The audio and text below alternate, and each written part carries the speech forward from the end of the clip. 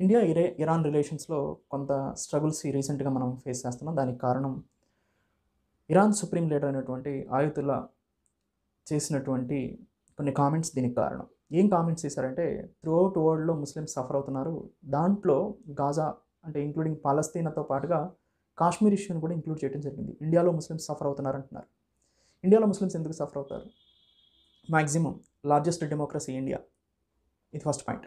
Second point, మీరు rural ఏరియాస్‌లో Muslims చూడండి, ఎక్కడైనా సఫర్ అవుతున్నారని చూస్తుందని తెలుస్తుంది. ఎవరో పొలిటికల్ గెయిన్స్ కోసం మెట్రోపాలిటన్ సిటీస్‌లో కొంతమంది ఇబ్బంది పెట్టేవాళ్ళు తప్ప, మీరు రూరల్ ఏరియాస్‌లో చూడండి మాక్సిమం ఎలాంటి ఇబ్బందులు ముస్లిమ్స్ ఫేస్ చేయరు. అది ఫస్ట్ పాయింట్.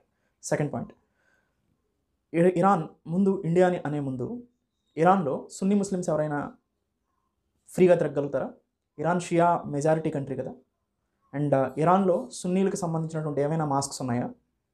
ఈవెన్ మీకు దగ్గరగా ఉన్నటువంటి సున్నీలని ప్రోత్సహించడం రాని ఇరాన్ ఇండియాని ఎలా కామెంట్ చేస్తుంది ఇండియాలో ముస్లిమ్స్ సఫర్ అవుతున్నారని? దీన్ని ముందు చైనాలో ఉయిఘుర్ ముస్లిమ్స్ని వేటాడి చంపుతున్నారు కదా, వాళ్ళని ఒక క్యాంప్స్లో బంధించి వాళ్ళకి చైనా యొక్క కల్చర్ని, చైనా యొక్క సోషల్ ఫ్యాక్టర్స్ని నేర్పుతున్నారే. ఉయిఘుర్ ముస్లిమ్స్ని జిన్జియాంగ్ ప్రావిన్స్లో చైనా ఎంతమందిని జెనోసైడ్స్ చేసింది, ఎంతమందిని చంపేసింది, ఎంతమంది మీద సర్వేలెన్స్ ఉంది? అవేమీ నీకు పట్టదా? మరి ఇరాన్కి ఒక సూటి ప్రశ్న అది. ఇరాన్కి ఏమి అవి పట్టవా? ఉయిఘుర్ ముస్లిమ్స్ సంగతి ఏంటి మరి? ఇండియాలో ఉయిఘుర్ ముస్లిమ్స్ కానీ లాక్ కానీ లేదా అదర్ ముస్లిమ్స్ అదర్ కంట్రీస్లో జెనోసైడ్స్ ముస్లిమ్స్ మీద జరిగినట్టు ఇండియాలో ఎక్కడైనా జరుగుతుందా? స్వచ్ఛందంగా మెజారిటీ ఉన్నటువంటి హిందువులు కానీ లేదా అదర్ మైనారిటీ పీపుల్ కానీ మైనారిటీ అయినటువంటి ముస్లిమ్స్ మీద ఎప్పుడూ ఇండియాలో దాడులు చేసినట్టు తెలియదు. సో అంటే ఎస్పెషల్లీ లార్జ్ క్వాంటిటీస్లో ఏదో స్పెసిఫిక్ టాపిక్స్ ఉంటాయి, ఒకటో రెండో మూడో లేదా అక్కడక్కడో లేదా పొలిటికల్ గెయిన్స్ కోసం థర్డ్ పార్టీ వ్యక్తులు ప్రేరేపించి చేసిన అల్లర్లు కాకుండా.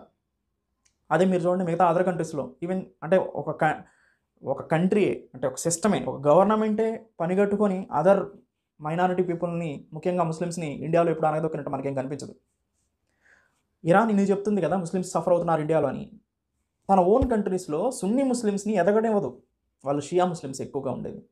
ఈవెన్ ముస్లిమ్స్ ఇండియాలో సఫర్ అవుతున్నారు అంటున్నావు కదా, ఇరాన్లో ఉన్న ముస్లిమ్స్ కన్నా కూడా మొత్తం కంట్రీ మొత్తం ముస్లిమ్సే కదా, మెజారిటీ అందరూ వాళ్ళే కదా, వాళ్ళకన్నా కూడా ఇండియాలో ఉన్న ముస్లిమ్స్ ఎక్కువ. ఇండియా సెకండ్ లార్జెస్ట్ కంట్రీ ముస్లిం పాపులేషన్లో.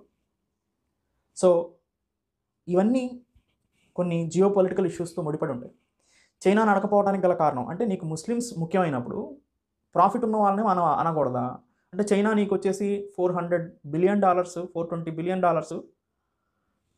నీకు ఇరాన్కి చైనాకి మధ్యలో డిఫెన్స్ డీల్స్ కుదురుతున్నాయని లేదా ఎకనామికల్ డీల్స్ కుదురుతున్నాయని ఉద్దేశంతో చైనాని పక్కకు నెట్టి ఇండియా కూడా చాబహార్ పోర్ట్ని కన్స్ట్రక్షన్ చేస్తుంది. కానీ ఇది $120 మిలియన్ మొత్తం ఇన్వెస్ట్మెంట్. కానీ ఇండియా 2018 వరకు కూడా second largest oil importing country, అంటే ఇరాన్కి సెకండ్ లార్జెస్ట్ ఎక్స్పోర్ట్ డెస్టినేషన్. అలాంటి ఇండియాని వదులుకుంటే ఫ్యూచర్లో చైనా పాలసీస్ ఎలా ఉంటాయి? వాడుకొని వదిలేసే పాలసీ లాగా ఉంటాయి. కానీ ఇండియా పాలసీలు ఎప్పుడు కూడా ఎలా ఉంటాయి? హెల్పింగ్ నేచర్తో ఉంటాయి.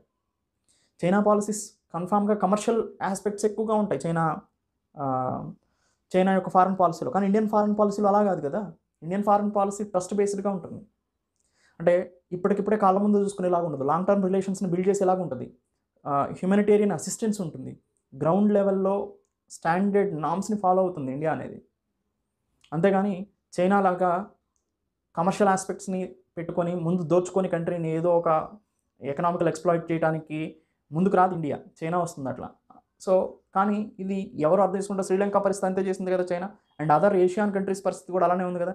9 లైన్లో పరిస్థితి అలానే ఉంది కదా. సౌత్ చైనా సీలో ఆర్టిఫిషియల్ ఐలాండ్స్ని క్రియేట్ చేస్తుంది కదా, స్పాట్లీ ఐలాండ్స్ కానీ అదర్ పారాసిల్ ఐలాండ్స్ని కానీ. సో ఇవన్నీ చూస్తూ కూడా ఇంకా చైనాకి సపోర్ట్ చేస్తూ అండ్ ఇండియా మీద ప్రెజర్ తీసుకురావాలంటే అది ఇంపాసిబుల్. సో ఇండియా అనే ముందు మీరు చూసుకోవాలని చెప్పి ఇండియా స్టేట్మెంట్ ఇచ్చింది. ఇండియా స్టేట్మెంట్తో కంగు తిన్నది ఇరాన్. సో కన్ఫామ్గా ఇండియా ఇలానే ఉంటుంది ఇండిపెండెంట్ పాలసీతో. ఇండియా అనే మీరు మిమ్మల్ని చూసుకోవటం చాలా ఉత్తమమైన విషయం. సో ఇది ఇరాన్ గుణపాఠంగా నేర్చుకోవాలి. ఇండియాతో పెట్టుకుంటే ఏ కంట్రీకైనా కానీ ఎకనామికల్గా ముందుకు ఎదగడానికి మీకు అవకాశాలు ఇవ్వలేవు. ఇండియా లార్జెస్ట్ పాపులేషన్ ఉంది. కన్జ్యూమబుల్ గూడ్స్ కానీ అదర్ గూడ్స్ కానీ ఇండియా తన ఓన్గా డిపెండ్ అవుతుంది అండ్ అదర్ కంట్రీస్ మీద కూడా డిపెండ్ అవుతుంది. అలాంటప్పుడు అదర్ కంట్రీస్ నుంచి ఇప్పుడు సపోజ్ అదే ఇండియాతో సఖ్యంగా ఉండుంటే పెట్రోలియం ఎక్స్పోర్ట్స్ నువ్వు ఈజీగా చేసుకోవచ్చు కదా ఇండియాకి. రష్యాకి ఎంత పాజిటివ్ ఇంపాక్ట్ చేసింది ఇండియా. ఒకప్పుడు రష్యా కన్నా కూడా అదర్ కంట్రీస్ చాలా టాప్ 5 టాప్ 6లో ఉండేవి. ఇప్పుడు టాప్ 3 టాప్ 2 పొజిషన్కి రష్యన్ క్రూడ్ ఆయిల్ని మనం ఇంపోర్ట్ చేసుకుంటున్నాం వాళ్ళ క్రూషియల్ టైంలో. అంటే ఇండియాతో ఫ్రెండ్లీ రిలేషన్స్ని మెయింటైన్ చేస్తే ఎలా ఉంటుంది అనేది మనం రష్యా అండ్ ఇండియా రిలేషన్స్ ద్వారా తెలుసుకోవచ్చు.